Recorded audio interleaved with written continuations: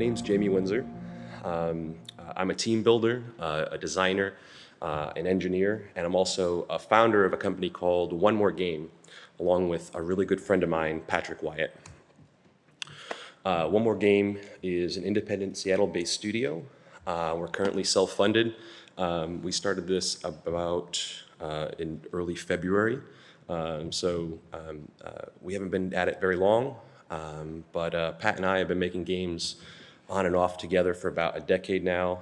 And although we haven't made an announcement, we have a website that's public. You can check that out. But we've been pretty quiet so far. But why I'm here today is to present a framework or a tool or a process that's the center of our incremental and iterative development process. I didn't always develop this way. I thought I did, by the way, but it turns out that I wasn't being as iterative as I thought I was. So let me give you some background about a problem I had, which led me to the solution that I'm going to be sharing with you today. So I worked on a game for about 2 years that we pushed into early access. It was called Moonrise. It was a mobile game, but also on the PC, Mac OS, and it was one of the first experiences that I had where I could play a game at work, get on a bus, play it on the bus, get home, play it at home, do the same thing the next day on the way to work, and then play it at work. I loved this game. We worked on it, like I said, for about 2 years, and at its core, I knew it was something that was really fun. But obviously, we had to make some changes because it wasn't landing the way that we thought it would land with our players. And this was after about 2 years of development. So we continued to work on the next big release. We prioritized a bunch of features, and as we developed them and released them, we started to realize we were prioritizing things the wrong way, or the players that we had, they weren't really accepting the things that we were developing. We were building something off of a design doc or something that we thought we needed to build, but as we released them, they were just not landing with people that we thought the way that we thought they would. Eventually, we had to cancel the project to work on something else that we had in the pipe. But that experience really stuck with me. How did we get there? We were building something that I personally loved, and I was sure people were really going to enjoy, and my coworkers felt that way as well. And this was a team that I never worked with anyone better than this before. It was only after the project shuttered that we started to talk about what went wrong. We started having conversations about it pretty much daily, and we all wanted to figure out at the root of the problem so that we didn't repeat that again. So I know this is a red flag today to wait that long to start talking about where something went wrong. I mean, I knew it back then. I kind of was in my formative years of my career, and I instead opted to listen to the people around me that were more experienced. And when we got together in groups and we started talking together about the problems, we started realizing that people had different ideas of what we were building. On the surface, they all understood we were building this mobile creature battler, but then you started getting into more details, and like, for instance, I might think this is a competitive game. And then some other players might think, developers may think this was more of a story-based game or it was more of a casual game. And then you start thinking, well, our audience seems to be everyone. So let me digress for a quick second. Who here has heard of the broken telephone game or played this when they were a kid? Right, most of the audience. So for folks that don't know, the telephone game is when someone starts a conversation and whispers it into another person's ear, and then that person says it to the next person, and so on and so on. And eventually you get to the last person, and like this picture shows, the first person said peas, and the last person thought they said fleas. Turns out this game isn't just something we played in the schoolyard. It's also an important learning experience about how conversation works. When you encode a message into someone else, they decode it, send it to the next person, and it's lossful, like as if I saved an image up many times over, right? You end up with something like this. This is Cake Rex. If you guys have never seen this before, I'm probably completely late to the party on this, by the way. But this is when somebody calls a cake shop, says what they want, and then the person encodes it into a message, hands it off to the artist that's putting the cake together, builds it, and then you end up with something like this. Best wishes, Suzanne. Underneath that, we will miss you. Well, clearly they meant that, but not exactly like that. Or this one, happy birthday, just happy birthday. Right. It's a perfect explanation, right? So if I have an idea in my head and I describe it in writing, when you read it, you might possibly imagine something completely different. But when I ask you, you'll say, oh no, I agree. So for my team working on Moonrise, we basically knew what we were building because we were reading off of the same document. I felt we had a good grasp of what we were building. Everyone's the hero of their own story. So of course, the game that I thought we were building was the game that we were building. And we were effective at building this thing. It's coming out. So I didn't understand that there was a problem. And it wasn't that someone was wrong. It was that we weren't aligned. And we thought we were. That's the biggest problem. This is because written instructions can be surprisingly hard to internalize and to execute upon. Shared documents are not shared understanding. They're simply a shared document that everyone can read from.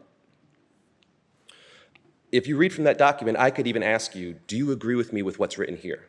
And you may say, yes, we all agree. However, if we get together and talk, one-on-one or in a group, if we use pictures, images, any visual representation where we can move things along and we can start to map out each other's ideas, we may realize we are on completely different pages. So if you look at this picture right here, you'll see a group of people, oh, I'm glad we all agree. They all agree that we're working on a shape. But then when you draw it out, you realize, oh, I'm building a square, you're building a circle, and you're building a triangle. Getting together and talking about it and visualizing those things will actually get people on the same page. And you may feel like this was an exercise that cost a lot of time and money because meetings are expensive. But in the end, it sucked that we weren't on the same page, but it's better now that we are on the same page and we are sure moving forward. So from this experience working on Moonrise, I realized that an all-encompassing dev Bible was basically an artifact of waterfall development. We all said we were building in an agile methodology, but we were only doing it in name pretty much. We took certain processes from the Agile Manifesto or from things that came after that, but in the end we were completely misaligned and we just weren't prioritizing the things that we really needed to prioritize. And the more we detailed in that document, the bigger the team got, the worse the problem would become. So it's because of this that I like to think of design documents instead like photographs or vacation photos. Instead of writing an 80-page design doc, write something that defines a story that you can then tell everyone else. So if I show you this picture, you just see a picture of two people. You might recognize that I'm one of them because I don't have sleeves on, right? It's a lifestyle choice, okay? This is my girlfriend Wonder and we're at the top of a pretty big mountain in Washington. I'm from Seattle, I live there now. And this was a long day after riding dirt bikes, and she's never ridden dirt bikes for the first time. And she agreed to do it, even though it's not her thing, and the dirt bike was too big for her, and I don't know how she was able to do it, falling off, getting back on, going up trails that I thought were difficult. As I look at this picture, I can tell you this whole story. I can tell you that earlier in the day, my friend almost flipped a 4x4 in the parking lot and then wasn't allowed to drive a motorcycle that day. I can also tell you that my birthday almost got canceled because we showed up and none of the motorcycles worked, so we had to float a river that day, right? Anyway, the point of this is to tell you that a picture exists so that way you can remember the things that happened around it. And I think that's the way that your documents should work. You shouldn't try to encode all of your intent, especially if you're developing something that might come out in 2 to 4 years. What you really want to do is just have an open framework with the ideals of what you're trying to accomplish that everyone can get around and talk about and have conversations about so they remember why they're building it. You also want to design with now in mind. So if we're not writing design documents which exist out for 4 years or so, think about the first 3 months, or the next 3 months, I should say. Live now and not later. The more you try to predict into the future, the more you're probably going to be wrong. If you're trying to land a rocket on Mars, there's a lot of conditions that need to happen before that lands. And it's an extremely difficult task. You don't need to be the most skilled developer or producer or engineer or artist to be able to just predict the next 3 months. The longer you predict out, the more difficult it becomes. So I like to use something called the now and later model. What I like to do is think of the world as it exists today. And who are the people in that world and what are their problems? Ultimately, your job is to change the world. I even stutter as I say it because it's pretty lofty to think about. We're game developers. We make things that are fun. We don't make toys, we make games, but still, the idea that you're changing the world should sit in. You are. You make something for the people today with the problems they have today. You have ideas about how you can solve those problems. You output a solution into a release, and then you look at the outcome. Did I deliver on the intent that I meant to do? Did I make the player feel the way that I wanted them to feel? Did I deliver the experience that I set out to change? If you recall, I told you more about my experience playing at work, getting on a bus, and getting to work. That could be any game. That, at the time, was a thing I had never touched before, so it really imprinted on me, and it was a thing I really wanted to accomplish with this game. If you go through this process, you might realize that there's all kinds of products you could build, all kinds of features you could build, all kinds of enhancements, and together as a group, you'll end up ideating and figuring out what those are. So starting from that point, I encode these ideas into something called a product framing doc. The product framing doc is existing to answer these 5 questions. The why, which is the background required to explain the rationale of the initiative. This might include market conditions, the competitive landscape, historical context, the proposal. This thing frames the scope of the initiative at a high level. It's important that it's at a high level. It provides enough detail, though, that it's clear what the initiative seeks to achieve for the player. And then players, these are the people you're building it for. And I like to make sure that we have 2 sets of groups. One is the beachhead, or the early adopters, because they have different behaviors than your later adopters or your normal players. You may be going for the the larger market, but you need to pay attention to who's going to play it in the beginning first. If you don't get early adoption, you don't get later adoption, right? Makes sense. The next is outcomes. Why are we doing this? What is the point of putting any of this work in? And the last is metrics, which is ways to prove that I achieved the outcome that I meant to, and they must be measurable. They can't be vague. They have to be actual numbers that you might put up on a dashboard somewhere. Some way to communicate with everyone else to say, hey, we actually accomplished what we set out to accomplish. You can do this any way you like, but I like to use something called an opportunity canvas for this. An opportunity canvas will act as a center point for all the conversations that we're about to have. In the technique that I'm going to show you later, I bring an opportunity canvas to a user story mapping session. It's how I align people around who we're building for and what we're building, and also align people around what our business's goals are. This is an exercise that could be a talk all of its own, but I'll talk really, really quickly about why I use it to frame my conversations. So I know this looks like a mess at first if you've never seen it.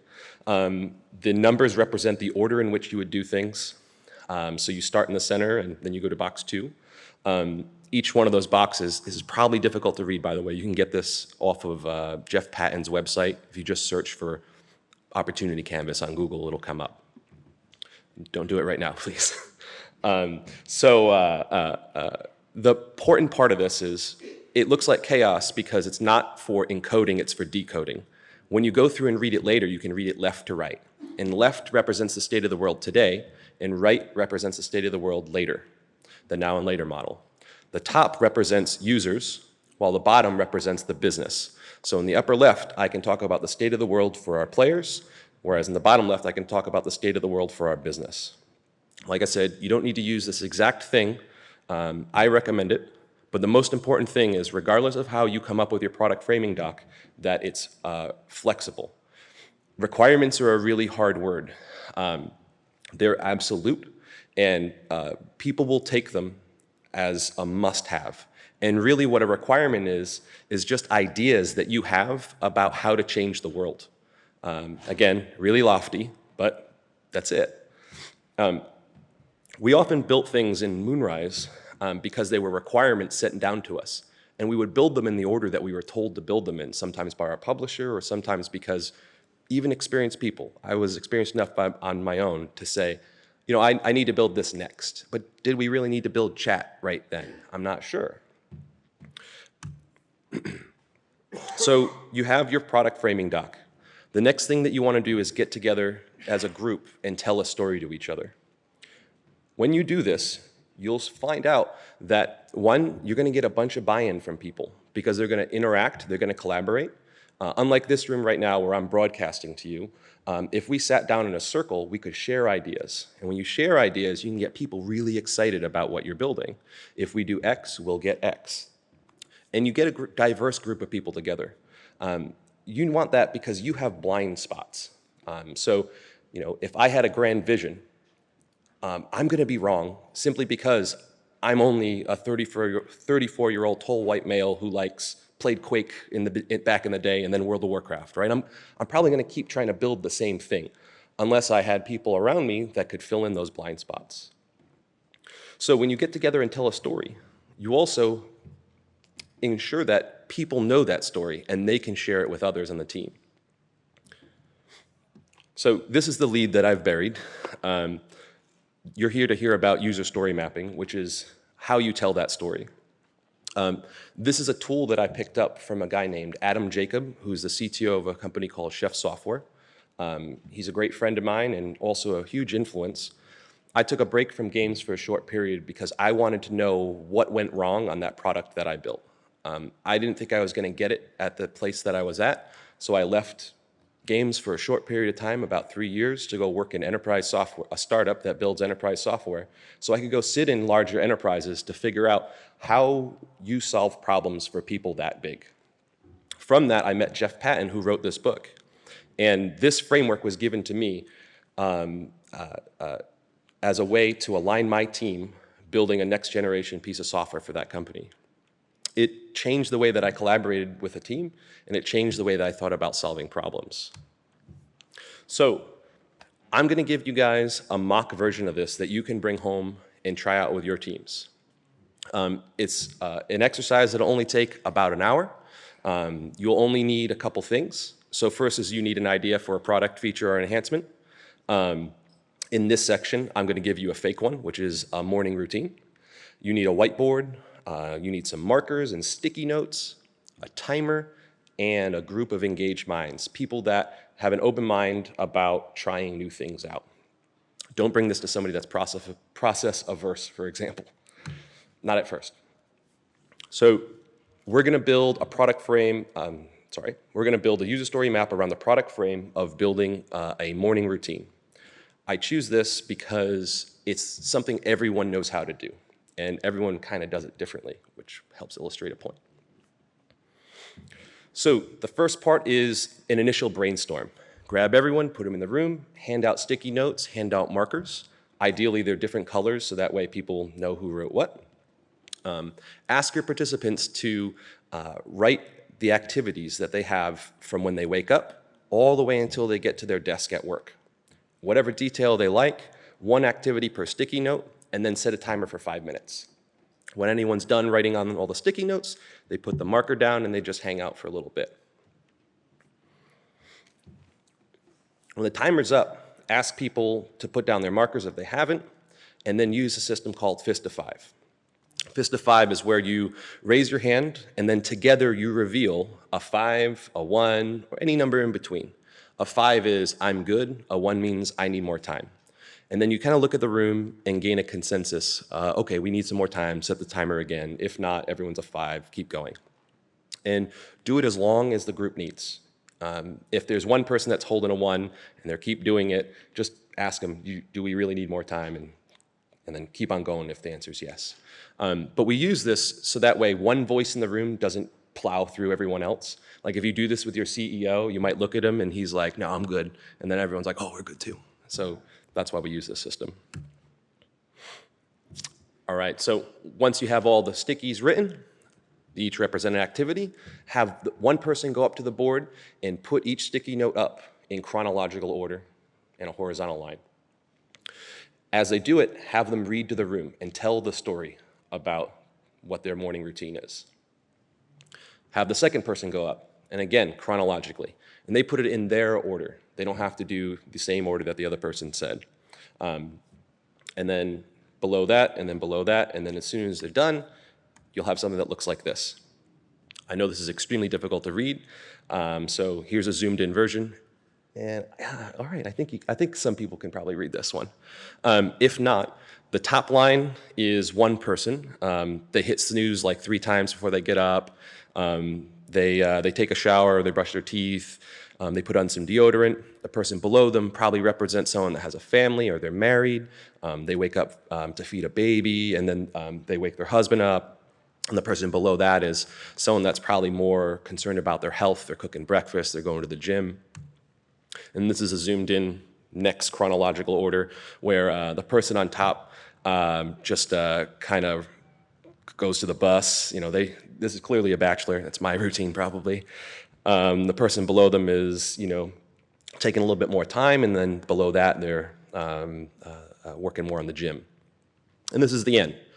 The point of this was there's a beginning, a middle, and an end of every story, and you want to make sure that that's representative from each one of the people writing sticky notes. So there's going to be shared tasks between them, between the 3 authors, and they're also going to be wildly different potentially, but reasonable morning routines. The next step is, as a moderator, it's your job to facilitate formation of something called the backbone of the story.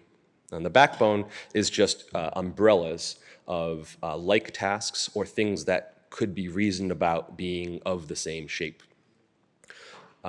In a real user story map, this would be like, I log into a web page or something like that, right? And then we would maybe say all of login, and that represents a bone.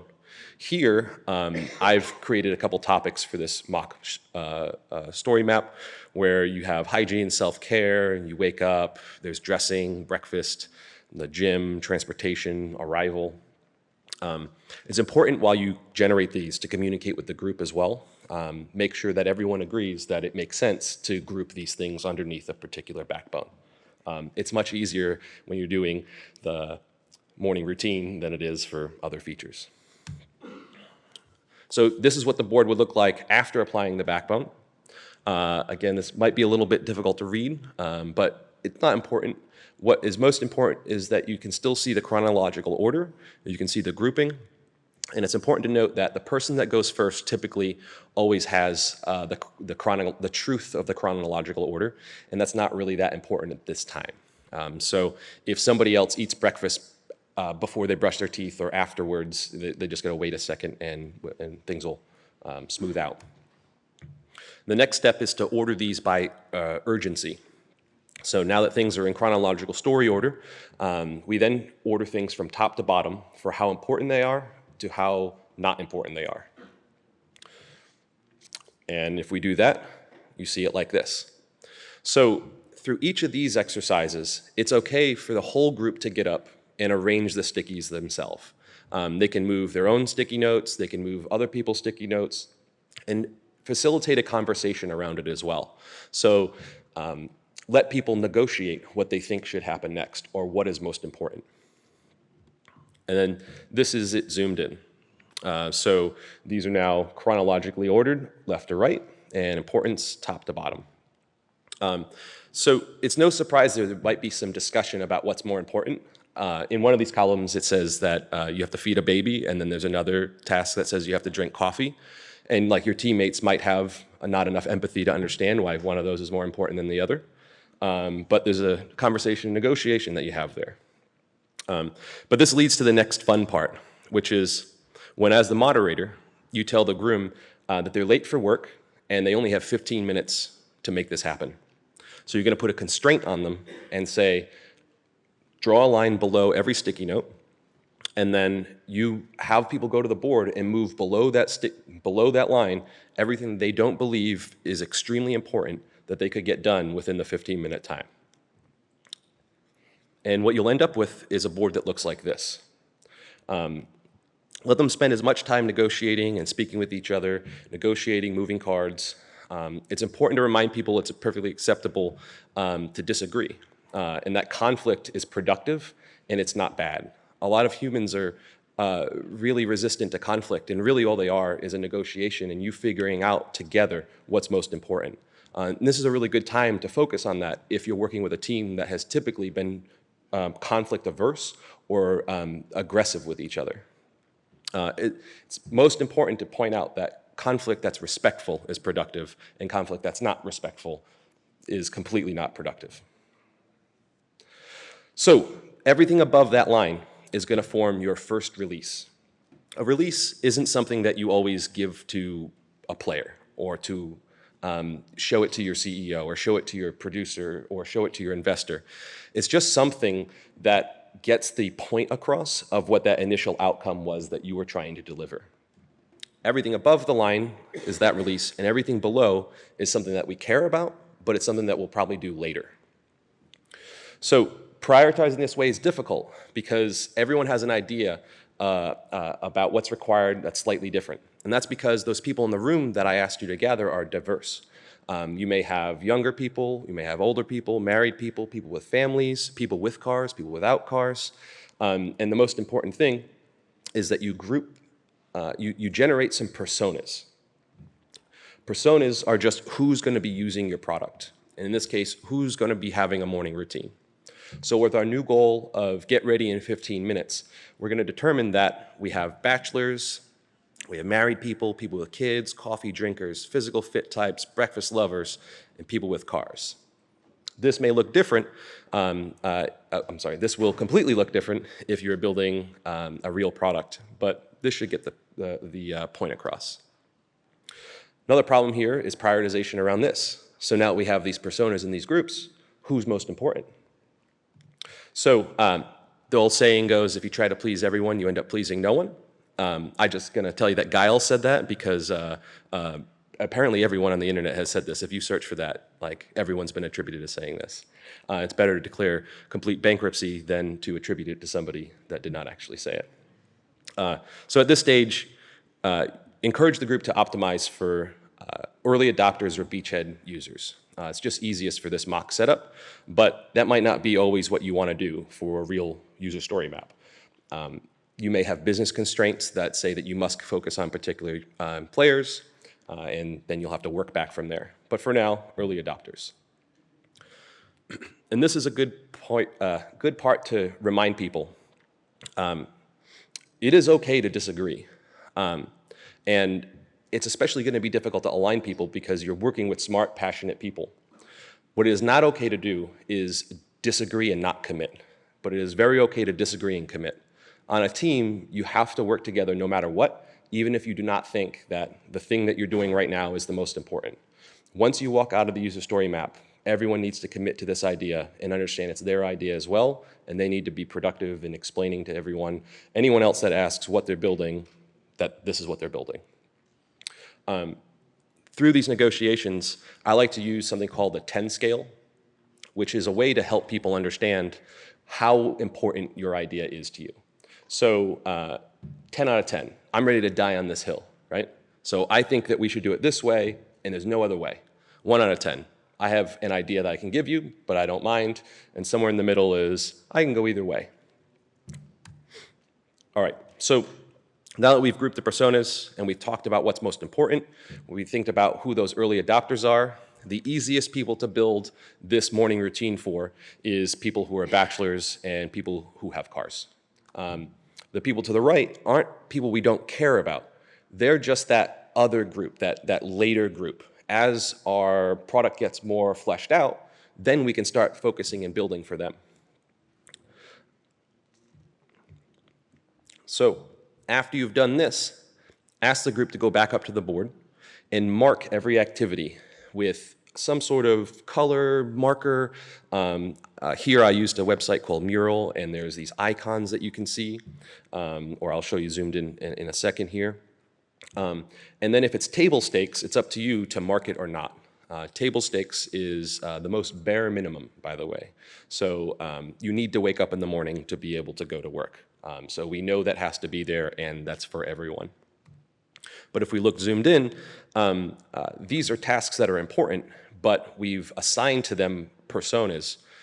So the bottle would be someone with a baby, the ring would be someone with a marriage, and we care about these people. We just can't care about them right now because Gail told you can't, right? So now if we take a look at the first milestone, we'll see a pretty bare bones morning routine. You have to wake up, you take care of your medicine, you brush your teeth, take a shower, or no, actually, this one you just put deodorant on. It's even easier to get ready for your morning. You get to work, get to your desk, but this is extremely bare bones, and like I said, this is just the first release. Everything below that line, this is what we would probably do later. So this is usually as far as the mock user story session goes. Typically, this will take about an hour, depending on how many people you have in the room. This isn't the end of a real user story map, though. So I'll talk just a little bit more about how I continue to get value from this and what the next steps are if you were to use this in a real-life scenario. So from here, you're going to have a list of activities, and they're going to be prioritized. If I go back to the Moonrise case, we may had worked for 3 months, and our initial slice maybe is a login or not. Maybe there's no back-end system in any way. You get to a menu system, you start fighting. That's slice one. And out of those features, what we might do is identify ones that are particularly large. And then we might break those up into smaller pieces. This is, by the way, particularly great to watch cross-discipline. That's another reason why I highly recommend that you get people, your artists in there, audio engineers, programmers, producers, grab everyone that's interested. Not too big of a group, by the way, because past 10 is crazy. But grab them, put them in a room, and have them start breaking things up. And what you'll realize is that an engineer might have overestimated or underestimated something because they didn't realize that they appear somewhere different in the pipeline than their peers do. And potentially there's dependencies that weren't known.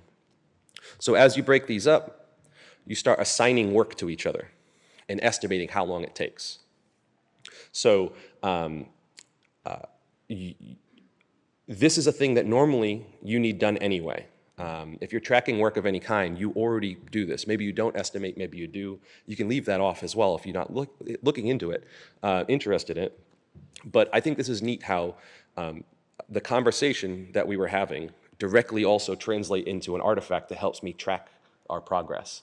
And then a conversation, every activity, every one of these cards is a conversation that I can have with the person it's assigned to, or we can look at it and then as a group remember the story we were telling each other, walk up to a physical board and say, oh, this is where we are right now, and have a conversation around that ticket.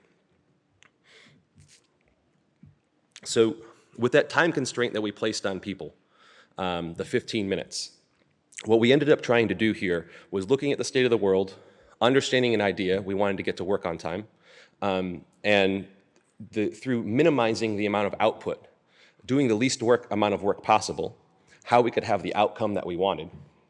And then we looked at how to maximize our impact. Impact is the people that you change the world for. In this case, it's small. We looked at bachelors and people that have vehicles. In the next release, potentially we could pull in some more features and have a larger impact.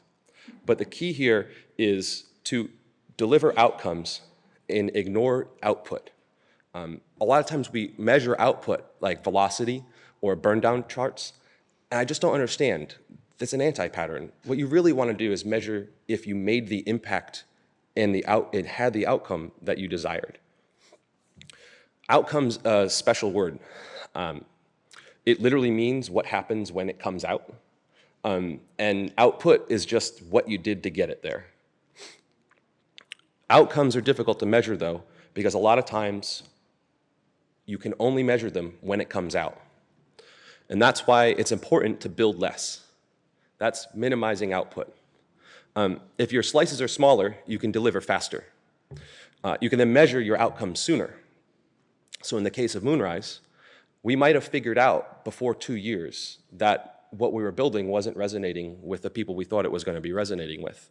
If instead we had been delivering much more rapidly, maybe not to a complete audience, but to user research groups, and more regularly, we might have figured out that we were just not building the things that our players wanted. This is why that metrics point is so important on your product framing doc. You already predefined that in the contract that everyone agrees upon. We want to do this thing. We want to have this outcome, and this is how we're going to measure it. It's all part of the framework. And that's, again, why I like to use an opportunity canvas, because it presents a wall in your office that you can take anyone to and walk them up to it and say, this is what our vision is at a high level.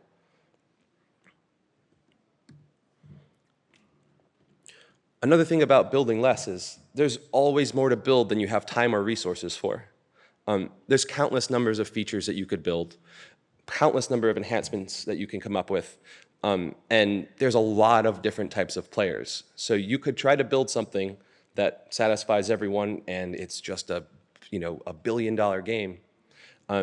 But more money and more people don't equal a great product.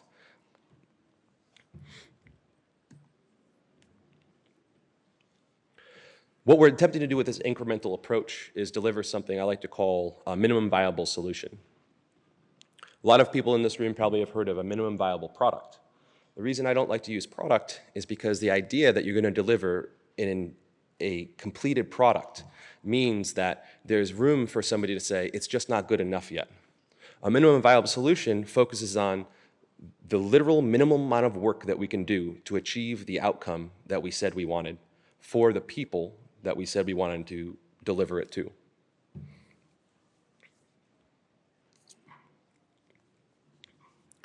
So in this iterative approach, what you want to do is make things useful from the start and better at each stage. So you can see that the story had a beginning, middle, and end of our user story map.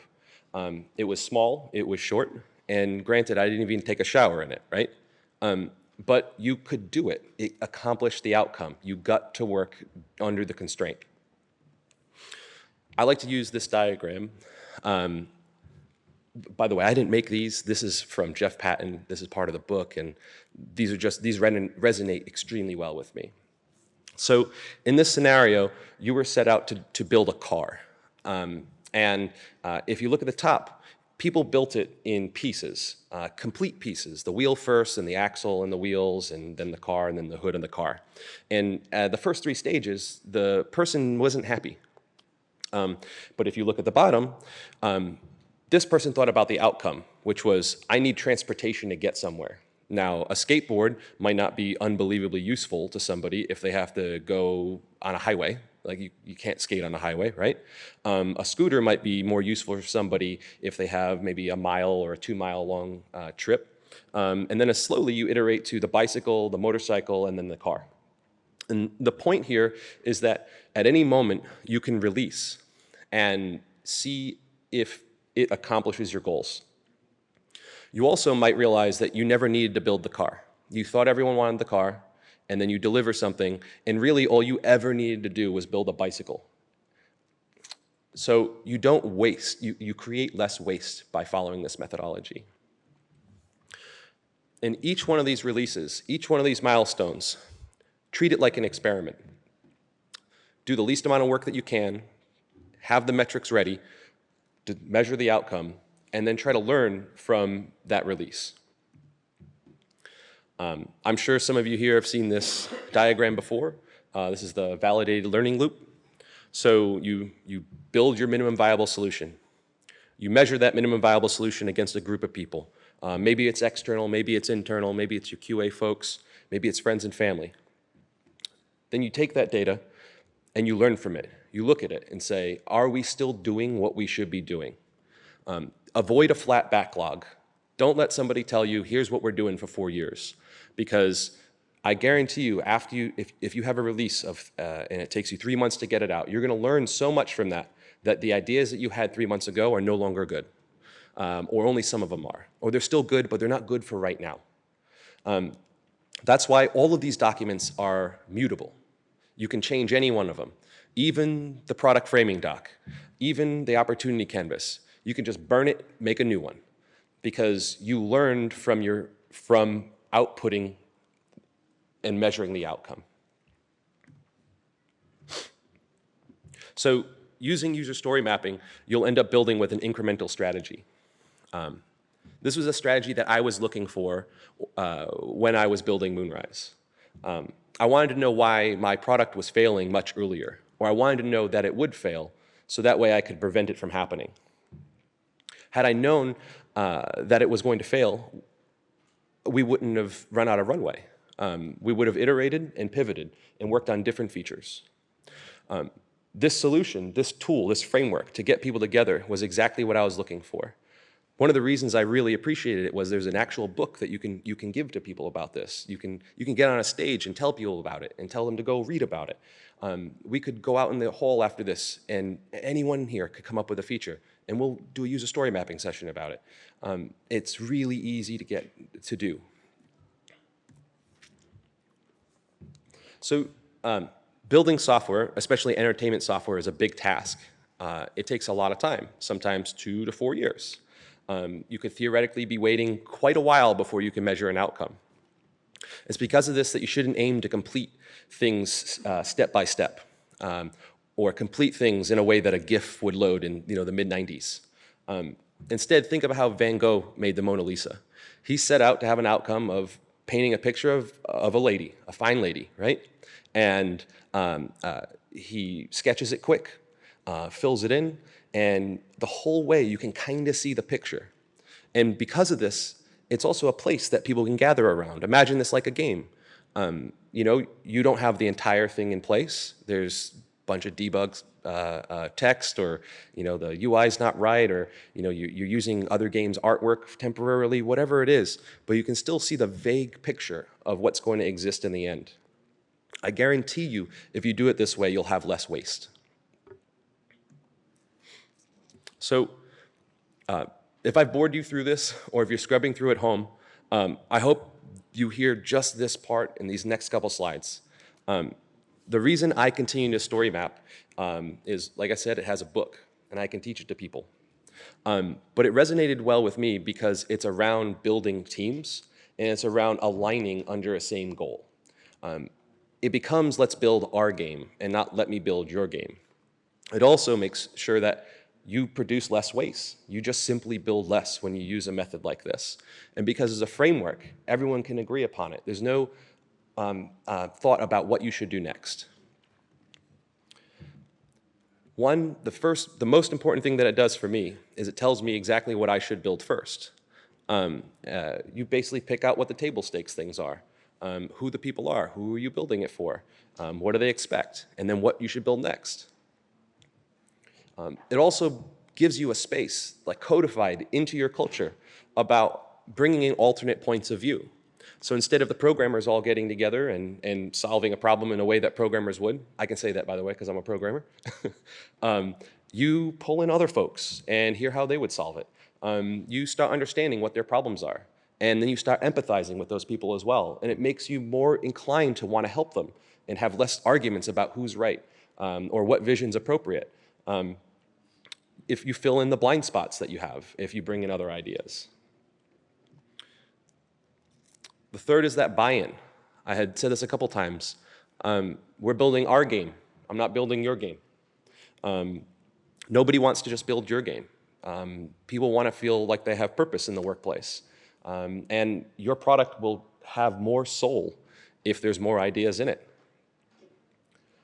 This wasn't part of this talk, but I actually want to give a small analogy about why diverse minds are really important in a room.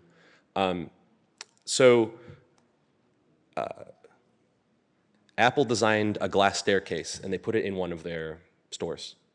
It was summertime, and they were wondering why the second floor just wasn't getting used. or why particular demographics were not going and buying things on the second floor. What they found out through polling people is that they put a glass staircase in summer in a place that gets warm, and then women didn't want to use it because they walk up a glass staircase and there's people standing under it potentially, or kids standing down there, right? That was an idea that a particular set of minds had, and yeah, it's cool, but if other people with other ideas were in that room, they would have probably never had that problem. That is a very visual representation of something I keep seeing when we're building games and only certain minds are in the room. The last thing, and this is pretty much the title of the talk, is that I keep using user story mapping because it helps me build a shared understanding with people. This takes time, and it could be someone's sole job to make sure that everyone every day understands what we're building. But it's better than finding out 2 years into the development process that everyone looks like they understand what they're building. That's more dangerous than not knowing, because if you don't know, it's a lot easier to correct you. But making this part of your process codified in means that I guarantee you in 2 years, you're not going to ask people, hey, what are we building? And they all have different ideas about who they're building it for and what they're building. If you get nothing else from this talk, understand that stories aren't a written form of requirements. This isn't a way that you now describe to people what they must do. And stories aren't the requirements. These are just conversations that we can tell each other in chronological order, in a way that we can arrange them visually, in a place that we can go have conversations about each task or activity. Stories encourage those conversations, those interactions, and questions, which lead to better understanding. A map is literally how you figure out, let me do this one more time. How you build a map is by finding the edges. And that is the same way as solving complicated problems. Find all of the edges, agree upon the edges, and then let people fill that space with the solutions. So here's some resources if you want to do this on your own. Mural.co is the tool that I use to generate those slides with the sticky notes on them. I've worked on remote teams before, and I've used that quite a bit in lieu of a physical place that we could get in a room. I do highly recommend getting in a room, though. There's 3 levels of communication that I escalate through. 1, text. Is it quick? Is it not going to hurt your feelings? I'll send you a quick message. 2, voice. Can I convey that I'm not being a bad guy by giving this information over video, voice? And then the 3rd is video or in person. And that's when you're really going to have potentially conversations that have conflict. Anyway. And the next is Jeff Patton Associates. That's his website. Literally, I wouldn't be up here talking about this if Jeff Patton hadn't come up with these ideas, written about them, come and presented to them. So I have a lot of thanks to deliver to him and Adam Jacob and the other developers that I worked with at Chef. Again, I'm Jamie Winsor. You can see me on Twitter there, and that's my email. I really appreciate everyone coming, and thank you to the AV team here and the staff helping me out. Hope you guys have a great rest of your day. But before I let you go, we got 10 minutes left. First, I'd really like to ask you guys to, and gals to please rate the talk if you can. Negative feedback, positive feedback, it doesn't matter. It's very useful for us. And next, if anyone has any questions, we can do a Q&A.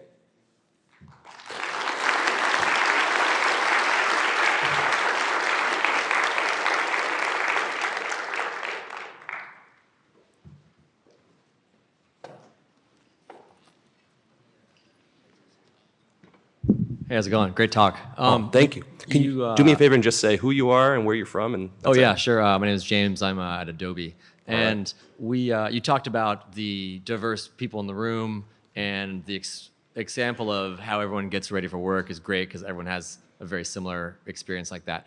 But when you're talking about like a product feature or a product in general, you know, you're bringing engineers, you're bringing designers, you're bringing whomever that might be in there.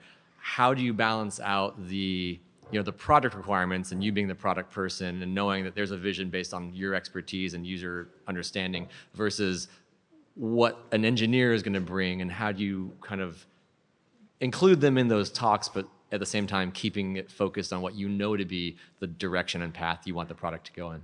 Absolutely. Okay, so because that's recorded, I'm not going to repeat the whole thing back. But the idea is, how do you align other people with a vision instead of letting it kind of get off the rails, right? Okay, so that product framing doc or an opportunity canvas acts as a contract. Just be welcoming to people and say, hey, this is the problem we're trying to solve. People love solving problems. I think that's why people play games, by the way. Literally, games are just problems that you're solving, right? It's the difference between a game and a toy. Engineers really like solving problems too. So if you show them the state of the world and say, how can we fix this? And this is the outcome that I want, it's gonna happen. It's very rare. You have to have a very particular cynical type of person who's like, fuck that data. I completely disagree. Oh shit, sorry. Again, two. those are my elements. Yeah, so aligning people around the problem and getting them excited to go do it often will just kind of cut it off at the head. But it's true that games are subjective. And that is where I use that 10 scale quite a bit. Like, look, we all have to be reasonable here. I hear you like it blue. We're going to go with red for a little while. Always try to have metrics, though, that you can fall back on. Cool. Thank you. Yeah, no problem. Thank you. I'm Alfreda from Wizards of the Coast. I'm just curious how you either modify this for larger teams or figure out who like the most important 10 people are to be in the room, because you said a limit of 10. Yes, that's a great question. So I like to limit these to about 10 to 12 people, and it's kind of hierarchical. So not hierarchy like how important you are or what your title is. It's just people that are excited or interested, people that have free time right now, people that agree to the team contract, that want to form a core team around a core team around that vision. They want to deliver those outcomes, and then slowly break it out even more. So that was one board, and it was like hard to fit that on a slide. What you're going to end up with is all of your walls are going to be covered in this if you really adopted it. And you have teams break off and build features. And then you kind of just set a larger hierarchy, and someone's a product owner or a producer or a product manager, a product line manager. And it's that person's job to make sure that communication's flowing between each team. But the core group, say you were building a brand new product right now, limit it to 10. And then as you're doing the block breaking process, start realizing there's epic tasks that you can then give to other teams, and then form another 10-person team around it and say, this is the problem that we're trying to solve for this. Are you guys ready for this? And gals, are you ready for this? And if they are, they'll get excited and they'll start doing that as well. Anything more than 10 is chaos, in my experience. Thank you. No problem. Further adjustment. Hi, Annie Vandermeer, Mitsota, Systemera. As you know, it's an unfortunate truth of our industry that there's a lot of turnover. How would you adapt this methodology when there's been turnover and you're trying to bring on a new person in an onboarding process, especially somebody who might be in a higher sort of level, like a lead has been replaced? Yeah, that's tough. But if everyone has the story and everyone knows how to, and it's lofty to think everyone will, by the way. You can't have only one person holding that vision and being more near the center. Or as you go out in a layered approach, you can't have just one person being able to carry the torch at that layer. But I don't find that, or it has not been my experience that I've lost one person and then the entire project couldn't be completed. And it's mostly been better because it's more distributed in this way. One of the things that it has helped for onboarding with, no one goes and reads a wiki article that was written 2 years ago, which is completely out of date now, and then has a different idea of what we're building. Instead, they can look at that photo, that small thing, and then they have a bunch of questions about it. And then they get the more up-to-date information by chatting with people in the room. Is that satisfactory? Is that okay? That is totally okay. Thank All you. right. Hi, Jamie. Thanks for the talk. I'm Nicole from Zynga. I like your reference of design documents or like photographs. So after this process is concluded, what do you recommend teams actually do document? So I would use the product frame or an opportunity canvas as that photo. The most important things, like I said, at the kernel are what you want your outcomes to be, why you're doing it, who the people are, and the metrics to measure it. But from there, you're going to be creating entertainment software, right? And then small slices about describing that feature. And again, you can product frame features. You don't have to just product frame the product. You could then go along and say, okay, this is this particular system. Like we're building a card game, and I'm trying to figure out a particular mechanism, and for cards, how we deal or how we manage with resources, and you can have a smaller version of that for just that feature team. Thank you. Absolutely. Hi, my name's Kyle. I'm from Codemasters, and I'm currently trying to work out how I word this question without sounding like a crazy person. So in the example that you gave, you were highlighting commonalities in the backbone.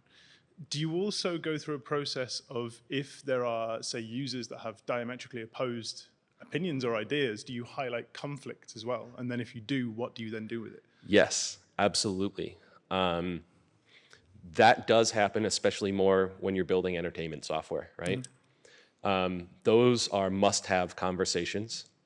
And then it's really important that there's another party present who isn't one of the people with that idea. So as a moderator, you shouldn't take a side. Hear each side out, and then as a group, let the group try to figure out what they should commit on. If you, as a moderator, know that the thing being suggested is going to be a tire fire, you should then be like, hey, I'm 10 out of 10 on this, man. Like, I really don't think we should do this. Is it okay if we don't do it right now? And by appealing to that person who has the completely opposing idea, a lot of times they're pretty reasonable as long as you're in person. If you do this over text, it ain't happening. Yeah. Okay. Thank you. Absolutely. Hi, I'm Andy Martin with Moonlight Games. I get in meetings all the time with kind of our executive staff where the meeting sort of ends in I understand or I completely agree. And instead of really meaning I completely agree, it's just kind of a way to table the topic. Yeah. Do you have any ideas of how to solve those types of problems? Yeah, don't put people in meeting jail. Make sure meetings only last a certain amount of time. I use 25 minutes and 55 minutes because I like to give people 5 minutes in between to go to the restroom, or I just need time sometimes to sit there and think of nothing. But don't keep people in a room much past that, because they will tap out, and then you'll only have the ideas of the people with the longest endurance for putting up with meetings, So do a user story mapping session. If you don't complete it, it's okay. It's all on a board. Come back the next day. And keep checking with people. Check in with them. Ask them if they like it. Don't do it in front of everyone else, but pull them aside. Say, are you finding value in this? Again, if they're not, but you're a nice guy, a lot of times people will, there's a social currency that goes with it. You say, can you give me a little bit more time? But don't let yourself get burnt out in a meeting, and make a policy that if you're not finding value in it, you can just walk out. Cool. Yeah. All right, I think that's it. That's time as well. Thank you everyone for coming. I really appreciate it.